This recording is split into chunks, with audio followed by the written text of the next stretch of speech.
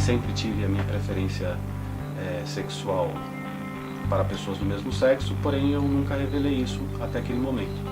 Era uma opção que minha família não sabia, meus amigos também, a maioria não sabia, a não ser os que participavam da mesma opção. Os demais eu tentava evitar que soubesse, principalmente no ambiente de trabalho. Era aquela situação de, ao receber uma ligação, estava dentro da viatura, eu tinha que sair, descer e atender longe do parceiro, para que ele não percebesse com quem eu estava falando ou o assunto que eu estava falando. Eu tinha esse cuidado. E me sentia um pouco excluído também, porque eu não podia participar de todos os churrascos, de todas as confraternizações, porque eu não me sentia à vontade, de repente tendo que elogiar uma pessoa do sexo oposto nas qualidades lascivas, e não era o que não me chamava atenção, não era o que eu gostava, então eu não me sentia à vontade. Eu procurava evitar essas confraternizações, talvez para não me expor, para que não percebessem que a minha opção era outra. Eu sempre procurei evitar isso.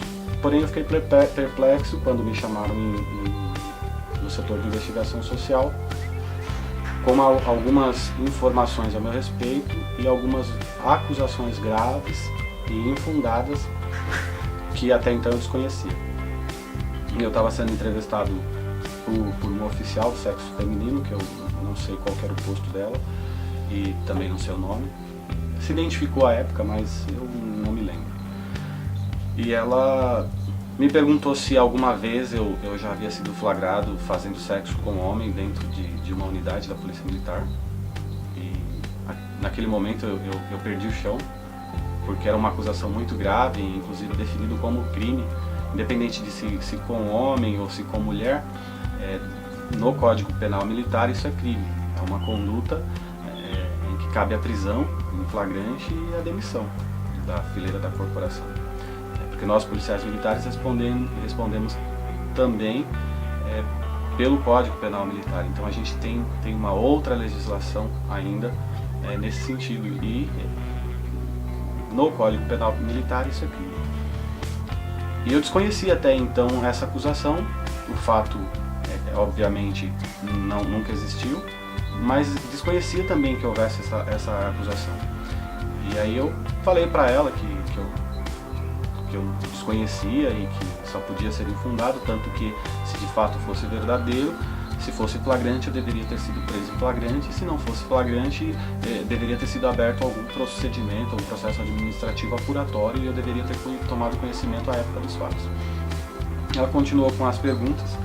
Na sequência, ela me perguntou por que eu havia constado no meu formulário de investigação social que eu tinha amizade com o pessoal de teatro.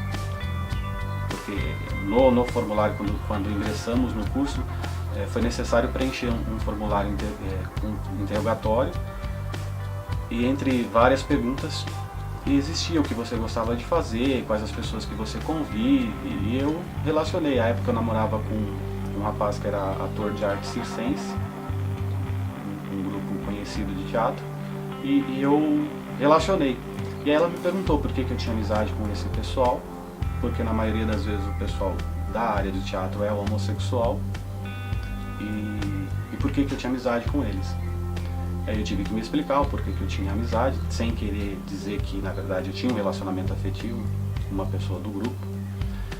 E aí ela continuou dizendo, querendo saber quais eram os meus amigos nominalmente desse grupo de teatro e quais entre eles eram homossexuais. Eu respondi o nome deles, porém me neguei a dizer quais eram homossexuais, e perguntou se eu era homossexual, porque eu também na época eu neguei que fosse. Aí ela me perguntou por que eu ainda era solteiro, por que eu não havia me casado, e me perguntou também, além disso, quantas pessoas na Polícia Militar conheciam uma ex-namorada minha, se eu já tive alguma namorada, e quem na Polícia Militar poderia dizer, confirmar que eu já tive uma namorada. Então, todas essas perguntas ela foi me fazendo assim de uma forma que a cada pergunta eu me sentia mais sem chão e perplexo com o que estava acontecendo. E por fim ela me perguntou sobre um desentendimento que eu tive em 2005 com outro policial militar e por que eu não havia relacionado esse desentendimento no formulário de investigação social. E eu respondi e chegou a um ponto de, entre tantas questões que ela estava me fazendo, ela chegou a dizer para mim que não me faria mais questão nenhuma porque eu negava todas as questões. E aí foi o momento em que eu disse para ela que eu não responderia mais nada. A polícia militar passou a ligar para algumas pessoas que trabalharam comigo e nas unidades anteriores. E para essas pessoas a polícia militar estava perguntando se elas desconfiavam da minha opção sexual, se elas já haviam percebido em algum momento algum comportamento meio diferente, como eu me comportava no atendimento de ocorrências, se havia a possibilidade de algum momento eu ter me relacionado com alguma parte de ocorrência. E também para vizinhos meus começaram a receber visitas de oficiais do serviço velado da corporação perguntando sobre o meu comportamento aí, se eu era mulherengo ou como eu me comportava na vida sexual, aí perguntando para os meus vizinhos e para as pessoas que trabalharam comigo. E aí eu ficava sabendo disso por ou por outra pessoa que chegava a mim e falava: olha, recebi um telefone do setor reservado da PM querendo saber se você é homossexual ou não, se a gente desconfia de alguma coisa, como é o seu comportamento no trabalho, há quanto tempo que te conheço. Da mesma forma, até mesmo dentro da igreja, num culto uma vez, à época eu ainda frequentava a igreja, um presbítero da igreja veio falar comigo que havia recebido também a visita do setor de investigação social e perguntando sobre o meu comportamento com mulheres, como que eu era.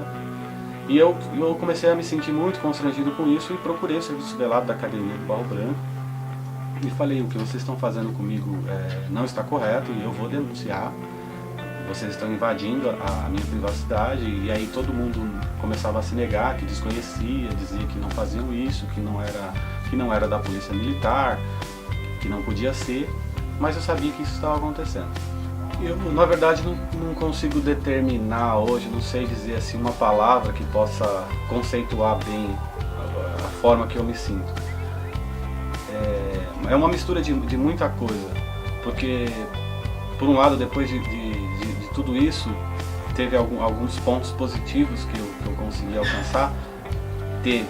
Só que, por um outro lado, muita coisa que era para ter acontecido e que não aconteceu. Então a gente se sente sem conseguir fazer nada. Eu não sei qual que é o termo que eu deveria utilizar, mas de mãos atadas diante de algumas situações que você vê. A legislação fala que está errado, todo mundo sabe que está errado e ninguém faz nada.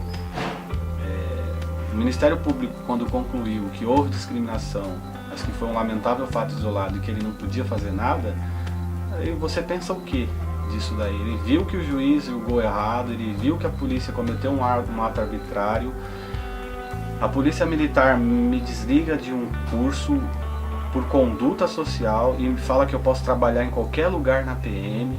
Alguma coisa está de errado, porque se uma pessoa tem uma conduta social que ela não pode permanecer num curso como oficial, ela não pode trabalhar em qualquer lugar na PM, ela deveria ter algumas restrições. E então é óbvio que tem coisas erradas. E ninguém faz nada, aí você recorre, você procura auxílio municipal, você procura auxílio estadual, você procura auxílio federal e você procura um auxílio internacional, que foi o meu caso. Eu recorri à Comissão Interamericana de Direitos Humanos. A resposta hoje do governo brasileiro à Comissão Interamericana, pela terceira vez que a Comissão Interamericana requisita informações do governo brasileiro, o governo brasileiro simplesmente responde que a comissão não deve intervir porque o processo ainda está sendo julgado internamente no país e que a comissão o país não pode ser submetido a um tribunal internacional sem antes ter resolvido o assunto internamente. Mas poxa, já se passaram quase 6 anos em que eu fui desligado do curso pela primeira vez e o assunto ainda está sendo julgado. Então, quer dizer, é impotência, você se sente impotente diante de uma situação que está todo mundo vendo que está errado e ninguém faz nada.